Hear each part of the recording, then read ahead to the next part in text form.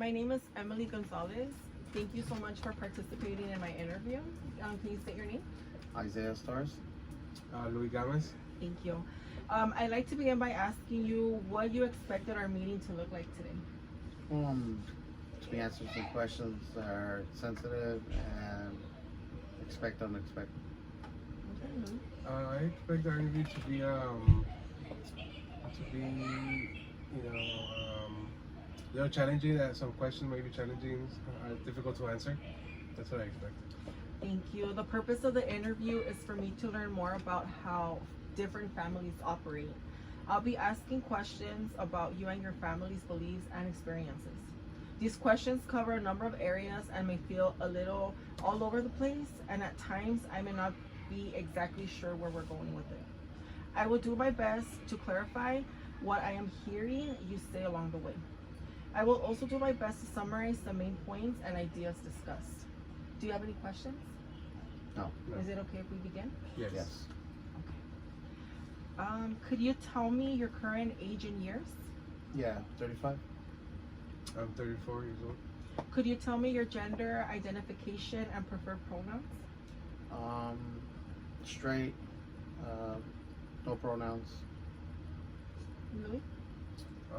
Male, bisexual, and non-binary. Could you tell me your sexual orientation? Straight. Bisexual. Could you tell me what race or ethnicity you most identify with? Chicano American. Chicano. Could you tell me about your education history? For example, some school, high school, college? Dropout. I did high school. I did a few semesters of community college, and I also did a trade tech for a medical assistant. Okay. Could you tell me about your current employment status? How many hours do you work if you work? Well, I'm a caretaker and I currently work about 41 to 42 hours a week. I'm also a caretaker, and I work about 40 hours. It's a month, though, not a week. Okay. So it's part-time, yeah. Could you tell me about your current romantic relationship status? No romance right now. Single. Mostly focused on the kids and taking care of my special needs brother. You said relationship status, romantic status. Right now I'm romantically single. I'm not seeing nobody. Yeah, so that's pretty much it. Okay. Can you tell me about your current living situation? Living in a 3-bedroom apartment with 3 kids and my special needs brother. Okay. I'm living in my family home, but it's just immediate family. My mother and my father has passed away. Okay. How would you describe your own or family's current social economic status? Say low income. Okay. Yeah, living check by check. Yeah, I would say also the same, a low income, like poverty line, you know. Yeah. So now I'm assessing family roles. So who is or was in charge of caring for children, pets, plants? Myself. This would be like in the household or like where you Yeah. live? So like who is or was in charge of caring for children in the house? Usually my family. For example, if a child gets sick, like who would take him to the doctor? Oh, I see. Okay. Mhm. Usually the older females in my family, like either my mother or older aunts, and then the plants also as well. My mother, older aunts, and I also will take sometimes care of my plants also. Okay. And I tend to the garden. Yeah. And who is or was in charge of maintaining finances, bills, and big purchases? Myself. As far as the big purchases and finances, since it's a family home, you know, and one of the siblings, one of the children, it's usually with my parents, so my mother and father. So plus now since my father's passed, it's now my mother taking more of the leadership role and finances and all that. So going to leadership, could you give me an example of a time when an important decision had to be made? Well, when my mom passed, we had to take that initiative to find out what was gonna happen, how to get the money to bury her, how to figure out what to do in such a short time. So that was one. And who has the final say on important decisions such as children or finances? Now, when it comes to decisions like that, I have to talk to my mother and my children, and basically come to an agreement, explain to her if I ever decide to move, or make any important life decisions like that. What type of activities do family members do alone? I usually play video games, work out, cook, clean, or color to kind of distract myself from everyday life sometimes. Things that I do personally by myself is sometimes I would like to read too a little bit. Also play video games. I like to go out on hikes by myself. You know, nature brings me some of this, and also gardening. Those are a lot of activities I do by myself. That's good. And what type of activities does your family do together? It's like we usually do family get-togethers, barbecues, socialize. You know, maybe have a little cocktails.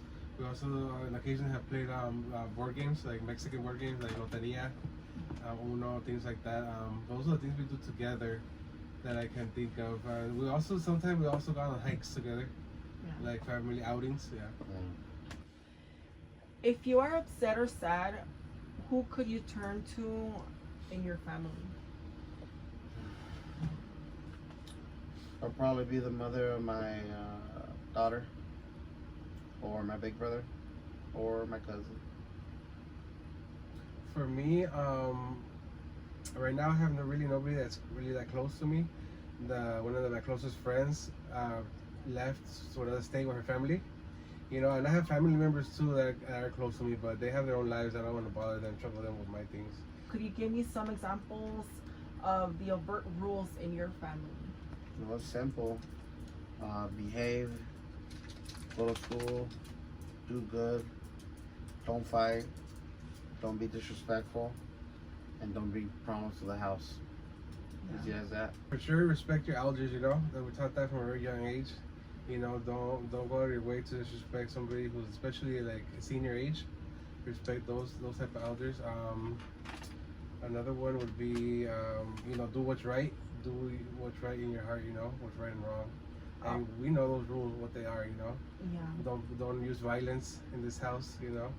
We use our words in this house. So we try to at least, you know. Could you give me an example of a covert rule in your family? Yes. And this one thing in my family, one rule is if you have something to say it out loud. Don't hold it in, because it's just gonna cause more problems. How open is your family to change? Not really open to it. They fight it a lot, and people tend to do that. They fear change. So could you tell me about a time when the family had to change or adapt how things were done? For me, it has to do with me, my personal situation. They had to learn how to accept me because they weren't used to having a per person in their family. So when you don't have that and you're not exposed to that, it's an unknown. And we usually fear and we hate what we don't know, what's unknown. So they usually basically had to learn how to accept me for who I was. So Louis, could you tell me about a time when a family member was upset or sad? Yes, usually many of us, we all tend to had those emotions, you know, had emotions of sadness or depression. Me in particular, I've had that recently, you know. I've had also one of my aunts, his grandmother, great grandmother passed away. And so we've been sad, you know, but we usually deal with our sadness and depression within our own way, you know. Each family member deals with it on their own, usually. We come together only when we're in a group setting, and we'll tend to mourn sometimes together, but usually we mourn individually and deal with those problems individually. So Louis, who was involved in discussing the problem? Well, who let us know about the problem was our family from Mexico. But for us, it was Olga and Jose. Yeah. they were the ones who let us know about our passing away. Yeah. So, Louis, how do you feel the family came to a decision about addressing the emotional problem? They had to make the hard decisions out there in Mexico for our family member that is deceased out there, and we trust them because they're the ones who best knew them, but they're the ones who made those decisions. I think they made the right, the best choices, for them. And do you feel like the problem was resolved? Yes, she was laid to rest. If someone has a disagreement, how are differences or conflicts negotiated in your family? Well, when it comes to conflicts and agreements, we are the old-fashioned way. We usually call it group meetings, family meetings, and talk it out. If agreement can't come to a decision, then we just ignore each other. That's about it. And do you feel like the problem or difference gets resolved? Sometimes yes, sometimes no. Depending on the family member. Sometimes they can be too stubborn or too prideful. Can you tell me a little bit about your family history? Well, I can tell you, I come from a house of immigrants. Came to this country, mom and dad. One came from the south and one came from the deep south. And two different experiences, both traumatic. But I'm proud. I'm proud of where I come from. And how might have your family's racial, ethnic, or cultural identity influence your own and your family's life? Well, Dad basically influenced us to be proud and also not to depend on others. Mom was more of a cooker, more loving, more patient, and kind of raised us to embrace our culture and everything, that including family, style, basically everything. We try to embrace both cultures, but we celebrate an American holiday, but we give it our own, Mexican flavor, For Christmas, we'll have tamales or pozole, as our typical food for celebration, Yeah. And that's very Mexican. But it's an American holiday too, Christmas, Instead of ham. Instead of ham, exactly. It's an American dinner. We have Mexican dinner. So that's the way that our culture affects us in those holidays and events, special events, Yeah. And Louis, what are your hopes and dreams for your loved ones? Well, I wish them the best, and I wish them all the luck and the joy in the world, I wish the best for them.